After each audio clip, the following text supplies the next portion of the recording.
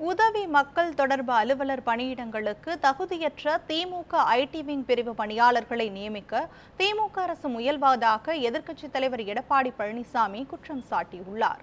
இது தொடர்பாக அறிக்கை வெளியிட்டுள்ள எடப்பாடி பழனிசாமி, உயர்நீதிமன்ற தீர்ப்பையும் மீறி உதவி மக்கள் தொடர்பு அலுவலர் பணியிடங்களுக்கு தகுதியற்ற திமுக ஐடி விங் பிரிவு பணியாளர்களை நியமிக்க திமுக அரசு முயல்வதாக செய்திகள் வருவதாக குறிப்பிட்டுள்ளார். இது திமுக அரசின் மோசமான மற்றும் ஆயிரக்கணக்கான இளைஞர்களின் கனவை சிதைக்கும் முயற்சி எனவும் தெரிவித்துள்ளார்.